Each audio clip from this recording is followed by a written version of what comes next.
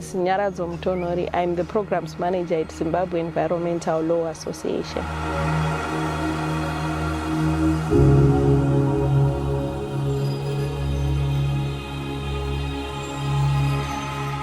When I went to study law at the University of Zimbabwe, I began to understand how difficult it is for most women to own land and to run successful business. I began to understand how my grandmother was among the few women who managed to achieve this.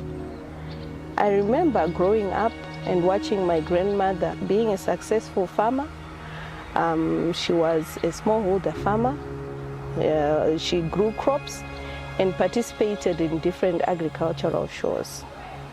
One particular year, I recall that she won the prize for growing the largest pumpkin in her community.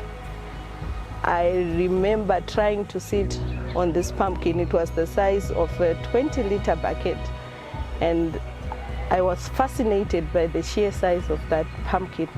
And I remember I got into a lot of trouble with my grandmother for doing that.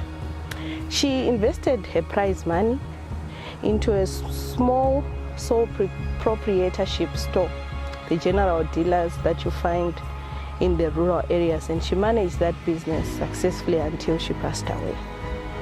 As I studied law and interacted with my peers, I realized that I was among the few young girls who had managed to witness their grandmothers achieve such success, mostly because very few women were able to own land, and very few women were able to be literate enough and to also run successful businesses. So when I realized this grew my passion to work on gender equality issues, and I took a module on women's law at the Women's Law Center at the University of Zimbabwe.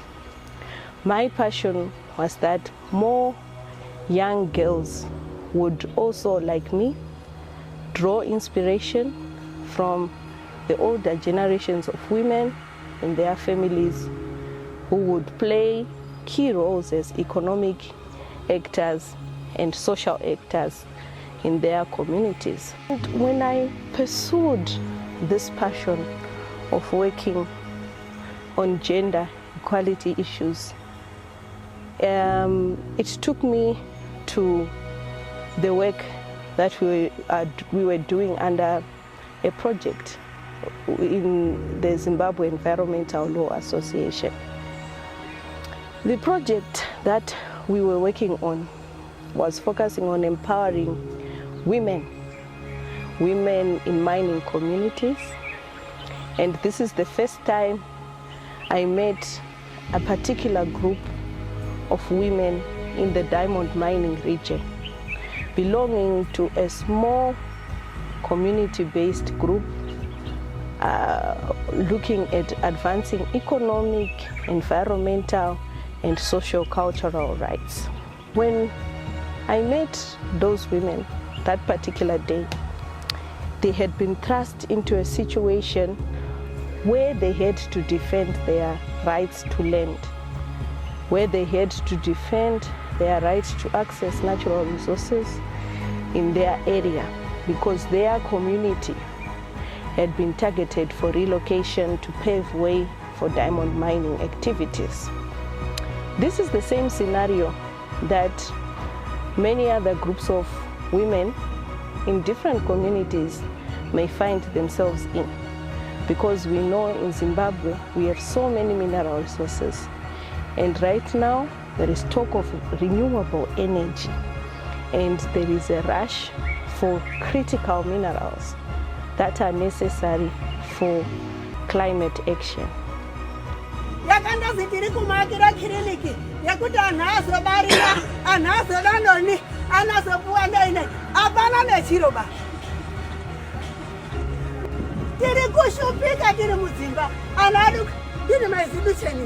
Many more women, like this group of women in Marangi, will also be facing possible loss of land and livelihoods to pave way for mining of critical minerals like lithium and so forth in their communities. As part of Zimbabwe Environmental Law Association's work, we train women on their environmental and land rights, and we encourage women to organize themselves and to participate in decision making and create safe platforms where they can freely and safely speak about environment and health impacts of mining, and where they can also speak about how they can get a fair share of benefits from various mining activities. Participation of women in decision making about use of natural resources, environmental decision making, it is inhibited by patriarchy. And through our training of women, women's voices can be amplified, and they can get and acquire the necessary confidence for them to be able to use their voice and to use their power to participate in decisions and to demand their rights. The women that we worked with in Marange effectively generated confidence and power within themselves to defend their rights. And they were able to engage diamond mining companies. In some instances, they were even able to get boreholes drilled for their communities so that they could get access to safe water. These boreholes were drilled by the diamond mining companies. Some of these women have also been participating in environmental governance platforms and spaces at a community level. Some of them are part of the ward development committees, some of them sit in water committees, and they influence decisions around use of their resources. What drew me to this group of women in Marange was the fact that they had a fondness to understand what the law says about their rights. They had a fondness to understand environmental law and issues related to governance of their resources. When I spoke to one of the elderly women, she reminded me of my grandmother. She also owned land in her own right because she was the daughter of a traditional chief. And when she explained to me what being relocated would mean for her, it resonated with my childhood experience, where I had seen the livelihood that my grandmother had derived from the land. She's explained to me how for generations the land that she now has had been passed through the family, and that being relocated would be such an equivalent to the thought of losing their family legacy. When I asked her what drove her passion to be part of this movement of women who were amplifying their voice and asking for fair and adequate compensation, she said that the land defined who they are as a people, and without land they are nothing. Again, this statement resonates not just to communities in Zimbabwe, but in Africa. In most parts of our continent, when people ask you where you come from and you mention a city, they usually ask again whether you have another home where the land is in control of the king and folk of your family. This is how much land means to us as African people. It is about the dignity and respect and the honor, the identity of where we come from. At Zimbabwe Environmental Law Association, we are coming up with model regulations to look at cases of relocations to ensure that best practices around free, prior and informed consent and issues of fair and adequate compensation are considered, including gender dimensions in instances where communities are being relocated to pave way for mining. Mining is also highly devastating to the environment. ZELA exists to increase community knowledge about using the law to protect the environment and to ensure that when decisions are made about resources, the vulnerable groups are able to speak and share their opinions. We have an environmental child rights program where we believe children's voices and the voices of young people should also be considered when decisions are being made about the environment and natural resources. For our legal empowerment work to succeed and produce results, sometimes it must intersect with the personal interests and passion of community members. It must intersect with the willingness of the community and different groups within the community to lead in organizing and also mobilizing others to defend their rights and to ensure that action is taken by the communities when it comes to their land.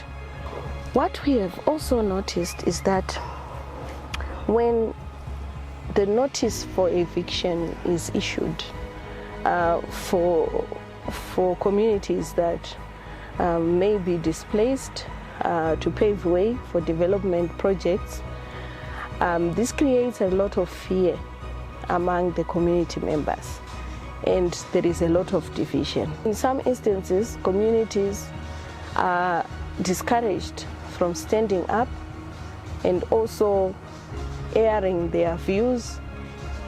At ZELA, we believe in engagement and providing platforms and spaces where communities can freely speak and engage stakeholders, not just when it comes to relocation and compensation issues, but also when it comes to general environmental protection processes.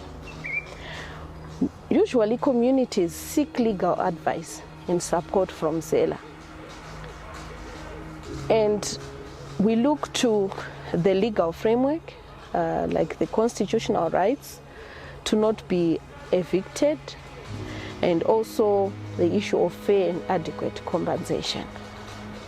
In some instances, we assist the communities to take the issues to court, to hold the relocation exercise until particular conditions have been met in compliance with the constitutional provisions.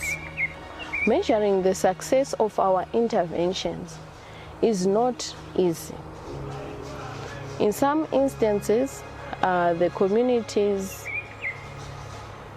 would also refer to the value of the land when it comes to cultural aspects.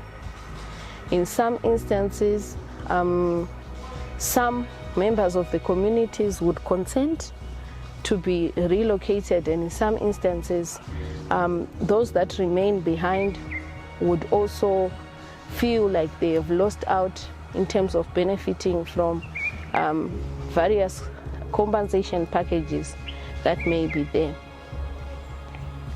We will continue to lobby and advocate for the government to have a proper mechanism that is documented at law when it comes to relocations and displacement of communities to pave way for development projects. I have learned in my quest for gender justice in mining communities that success is not linear. It is also present when communities disagree and debate issues among themselves and with stakeholders. This fosters a culture of dialogue and engagement. and is a key step towards protection of community environmental rights.